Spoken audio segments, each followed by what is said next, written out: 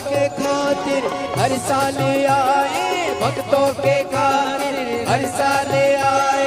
ऐसन दयालु है स्वामी कीर्तारा, शिव जी का लालन दुलारा, शिव जी को सबसे है प्यारा प्यारा। शिव जी का लालन दुलारा, शिव जी को सबसे है प्यारा प्यारा। एक तरफ रीति एक तरफ सीधी, एक तरफ रीति एक तरफ सीधी, बीच में उमा की आंख का तारा। शिव जी का लालन दुलारा, शिव जी को सबसे है प्यारा प्यारा। शिव जी का लालन दुलारा, शिव जी को सबसे है प्यारा प्यारा। बोली गणेश भगवान की जय। हम सभी का सौभाग्य है बाबा भोलेनाथ की कृपा से हम सभी देखिए जीत पर, जब तक बाबा भोलेनाथ की कृपा ना हो तब तक इस पृथ्वी पर, इस दुनिया में, इस संसार में कोई भी कार्य संभव नहीं हो सकता।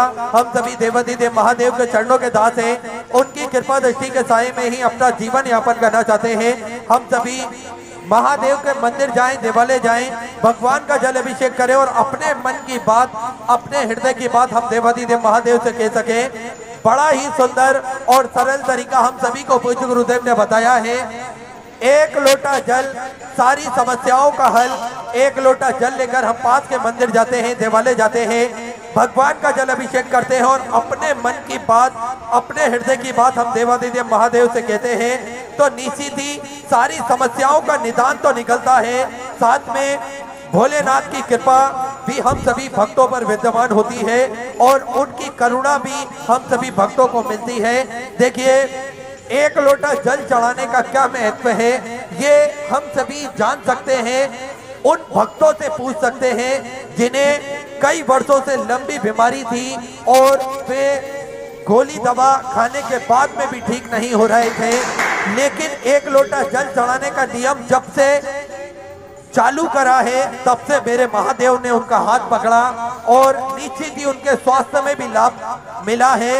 और एक लोटा जल चढ़ाने का महत्व हम उनसे पूछ सकते हैं जिन्हें कई वर्षों से नौकरी नहीं मिल रही थी और वे अथक प्रयास कर रहे थे, लेकिन जब एक लोटा जल चढ़ाने का नियम अपने जीवन में धारण करा तो उन्हें नौकरी भी मिल गई और निरंतर उनके जीवन में खुशहाली प्राप्त हो रही है। हम सभी ने देखा किस प्रकार से एक लोटा जल चढ़ाने का महत्व क्या होता है, ये हम उनसे पूछ सकते हैं जिन माता बहन को कई वर्षों से संतान का सुख नहीं मिल रहा था। संतान का सुख एक लोटा जल चढ़ाने से, भोलेनाथ पर अर्पण करने से उन्हें संतान का सुख भी प्राप्त हुआ। कई माता बहनें ऐसी हैं जिन्हें 20 साल के बाद संतान का सुख प्राप्त हुआ। कई माता बहनें ऐसी हैं जिन्हें 15 साल के बाद, 25 साल के बाद संतान का सुख प्राप्त हुआ। तो ये कहीं ना कहीं मेरे देवाधिदेव महादेव की कृपा और करुणा ही है। देखिए एक लोटा जल चढ़ाने में ना ही हमारा कोई किसी प्रकार का धन खर्चा हो रहा है और ना ही हमारे को बहुत ज्यादा प्रयत्न करना है या फिर हमें बहुत ज्यादा संघर्ष करना है। हमें कुछ नहीं करना, मात्र प्रतिदिन स्नान आदि करके हमें महादेव के मंदिर जाना है और एक लोटा जल चढ़ाना है। ये नियम हमारे जीवन में हमने धारण कर लिया तो निश्चित ही हमें कभी भी पीछे मुड़कर नहीं देखना पड़ेगा, हमेशा निरंतर आगे हम सभी बढ़ते जाएंगे। देखिए पूज्य गुरुदेव ने हम सभी को बड़े ही सुंदर और सरल तरीके से ये महादेव के चरणों तक पहुंचने का ये सरल तरीका हम सभी को बताया है। हम देखा है किस प्रकार से सभी भक्त कथा अमृत का लाभ लेकर अपने जीवन को कृतार्थ में करते हैं, आनंद में करते हैं। देखिए गुरु होते ही ऐसे हैं जो बड़ी ही सहजता के साथ में भगवान से हम सभी भक्तों को जोड़ते हैं और गुरु ऐसे ही होते हैं जो व्यक्ति का धन भी खर्चा ना हो, उसका समय भी खर्चा ना हो और वे महादेव के चरणों में जाकर अपनी जो भी प्रार्थना है वो कर सकता है, जो भी आराधना है वो कर सकता है। देखिए गुरु की वाणी पर कभी भी हम सभी को आंख मूंझकर भरोसा करना चाहिए। कभी भी गुरु हमें गिराने का कार्य नहीं करेंगे, गुरु हमेशा हमें ऊपर बढ़ाने का ही कार्य करते हैं। इसलिए गुरु जो हमें बताए उस मार्ग पर चलने से निश्चित ही हमें सफलता अवश्य प्राप्त होती है।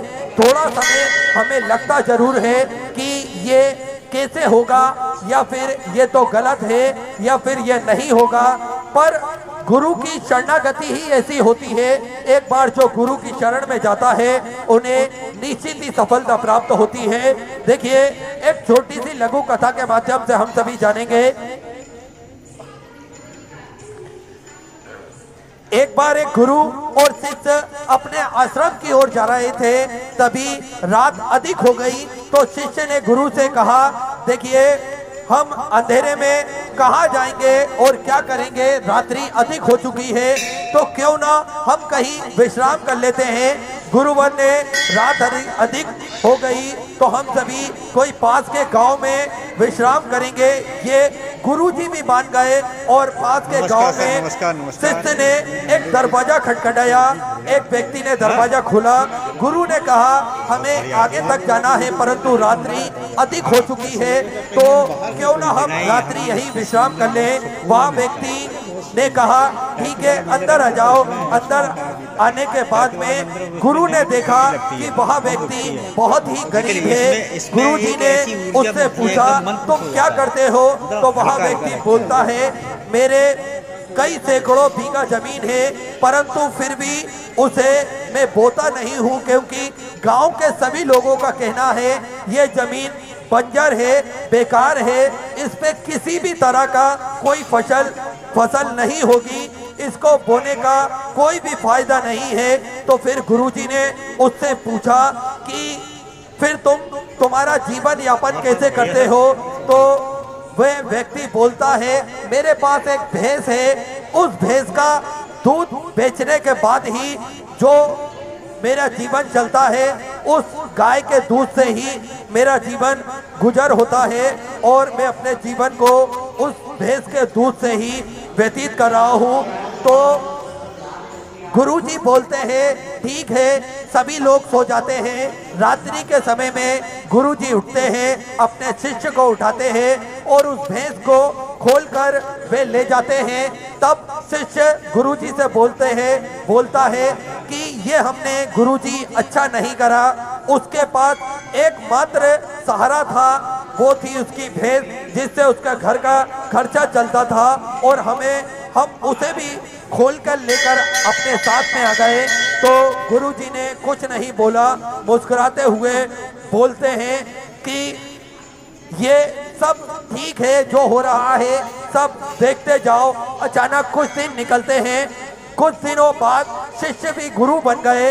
लगभग 10 वर्ष बीत चुके थे। अचानक उस शिष्य को अपने गुरुजी की वही बात याद आती है जो उस व्यक्ति के साथ में गुरुजी ने करा था।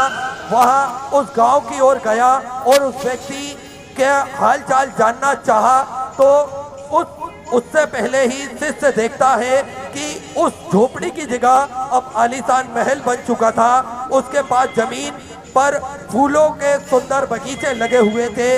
अब शिष्य उस व्यक्ति से बोलता है, क्यों आपने मुझे पहचाना? वह व्यक्ति बोलता है, हाँ गुरुदेव, मैं आपको पहचान गया, लेकिन आप उस रात बिना बताए कहाँ चले गए थे? तो वो